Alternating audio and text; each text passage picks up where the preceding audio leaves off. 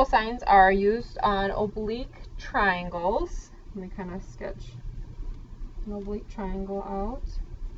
Angle A, angle B, angle C. Side A is across from angle A. Side B is across from angle B. Side C across from angle C.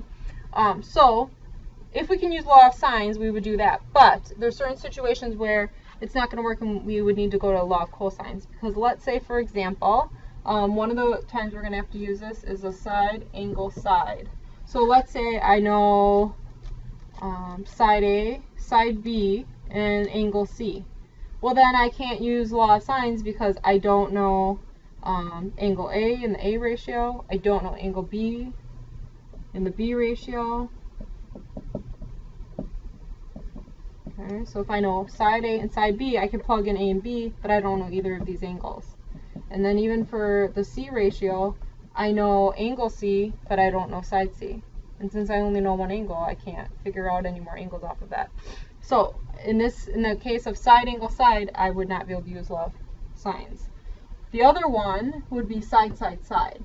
So if I know the three sides of a triangle and I want to know the angles, I cannot use law of sine because I could plug numbers in A, B, and C here, but I don't know angle A, don't know angle B, don't know angle C. I can't use law of sines because I need to know both parts of one of the ratios to use law of sine. So then we go to law of cosines. Okay, cross off, can't use that. So law of cosines, there's three versions. So the first one is that A squared equals B squared plus C squared minus 2BC cosine of A.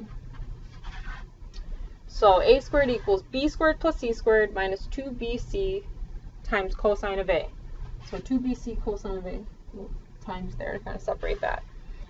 So now there's three versions of this. So the difference of when it's the B side that I'm kind of looking for, or the B equation, then it's A squared plus C squared minus 2AC times cosine of angle B. Okay, so this one would be kind of considered like the B equation. Side B by itself over here, angle B is included. And then C squared would be A squared plus B squared minus 2AB cosine C.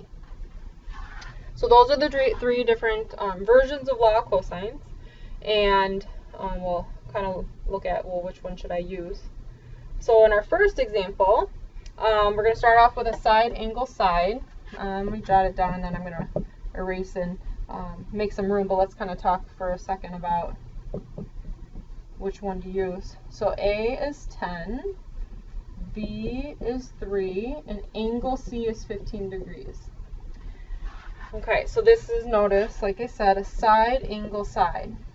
Because on my triangle, that means I would know that side A is 10, side B is 3, and angle C is 15. So here's that first example I was talking about where I can't use law of sine because let's say I look at angle C, I don't know side C.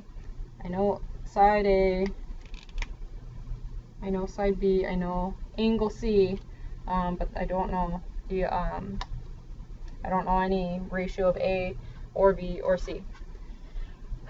So now if we look at the three formulas, well, obviously the only angle we know is 15 degrees, angle C, and the only equation that would use angle C is the last one. So that's the one we'll start off with. Okay, so now let's make some more room.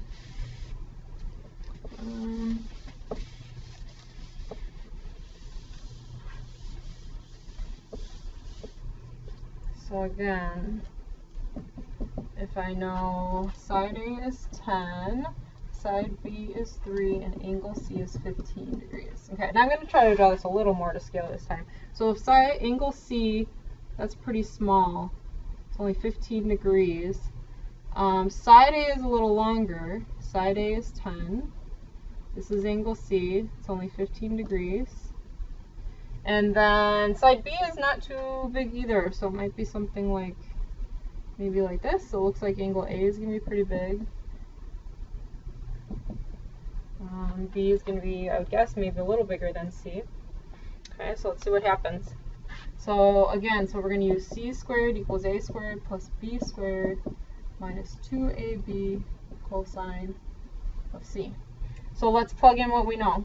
So I know A is 10, so 10 squared plus 3 squared minus 2 times 10 times 3 times cosine of 15 degrees. So I was able to plug in everything on the right side. The only thing I don't know in this equation is side C.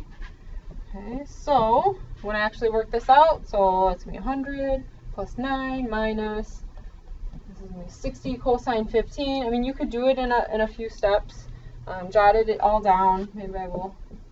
100 plus 9 minus, so if you work all of this out, you should get 57.9555. But you definitely should be able to just do that all in one step in your calculator.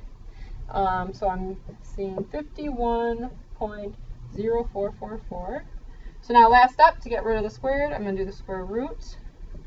So C equals 7.14. 7.14.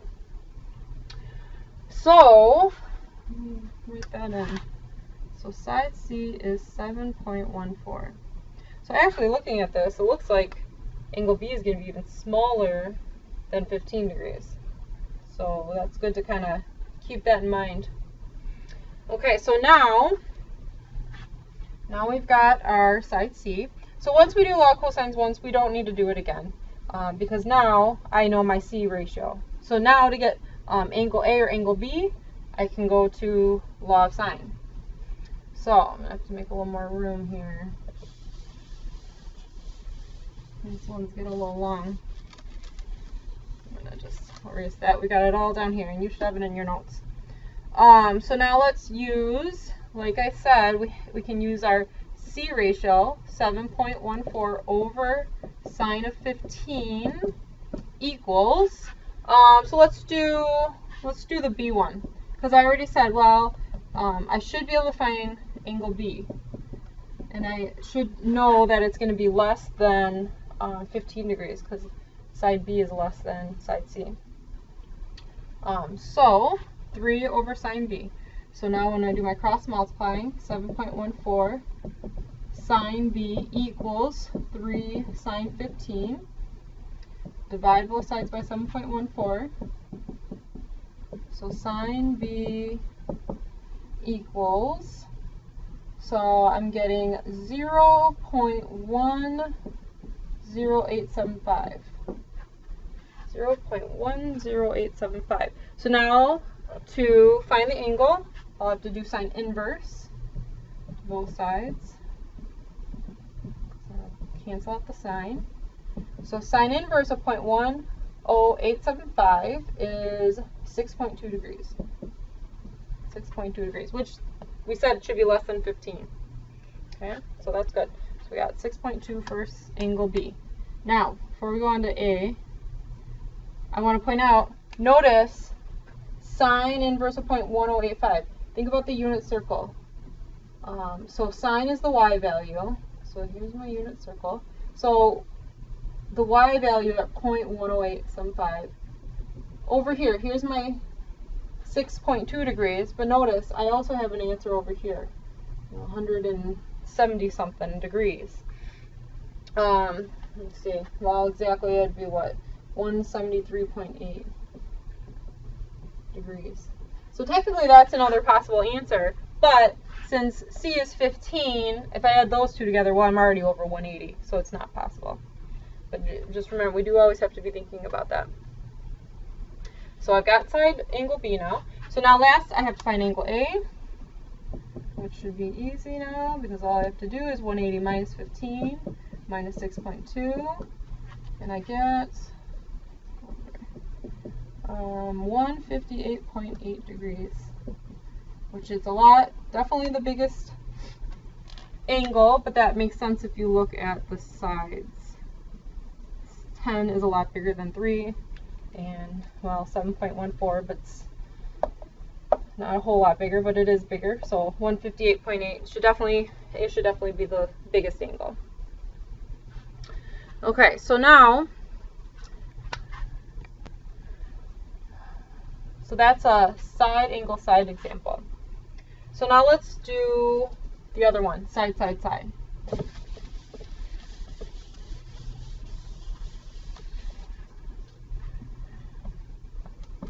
Okay, so this is a side, side, side example. So let's say I'm given that side A is 12 inches, B is 7 inches, and C is 6 inches. Okay, so if I'm going to stick with my angle A being over here. Looks like angle A is going to have to be the biggest because it's across from the biggest side. Let's see, B, 7, C, 6. And I don't know any of my angles. So looking at the three possibilities of the formula, I mean looking at it, it shouldn't really matter. But one piece of advice is use the longest side equation. Because that's going to be, let's say, so in this case we're going to be looking for angle A first. So in our example, it's going to be, we'll want to find angle A first, so we'll use that one. Because then we know that this is going to be the biggest angle, so then it kind of eliminates possibilities of what I was just showing you with the sine, how you could have two different answers. So, I mean, looking at this, chances are, I'm thinking this might even be over 90 degrees. But even if, otherwise, if it's a little under 90, then, but I can probably eliminate the possibility a little quicker. Okay, so that means I'm going to use the A version. A squared equals B squared plus C squared minus 2BC cosine A. So I'm going to plug in 12 for A. 12 squared equals 7 squared plus 6 squared minus 2 times 7 times 6 times cosine A. Okay, so you have to do a little bit of work here. And maybe just right away I'm going to subtract the 7 squared and the 6 squared to the other side. So all of this, let's see, all of this is going to be 59. Okay, minus 2 times 7 times 6, that's 84. Okay, so equals negative 84 cosine of A. So now divide both sides by negative 84. And cosine A is equal to a negative point, let's see, what is that? I mean, and I could probably just leave this and not do decimal, but if I wanted to, it's negative 0.70238. So when I do cosine inverse of that, then angle A is, I could see, since it's negative, I'm going to be over 90 degrees. Angle A is 134.6. 134.6 degrees. Which makes sense, because like we were looking at this, it should be definitely the largest angle. And it looks a bit bigger compared to the 7 and the 6. Okay, so now I've got angle A. So now, again, I don't need to use law of cosines a second time. I can now use law of sine because I know the A ratio. So I know 12 over sine 134.6. 12 over sine 134.6 equals, now it doesn't really matter, let's just do B next to go in order, 7 over sine B. So cross multiply, 12 sine B equals 7 sine 134.6. And I'll divide by 12. Sine B equals, this is the whole thing is 0.41535. So sine inverse, both sides. And I'm getting angle B is 24.5 degrees. Now again, even though sine, let me circle sine somewhere around here, 24.5 is right there. I've got another angle, but if I already have one obtuse angle, there's no way I can have another one, because I'd be over 180. So all I really care about is that the 24.5. And then last to get C, 180 minus the 24.5 I just got, minus the 134.6. And I am left with 20.9.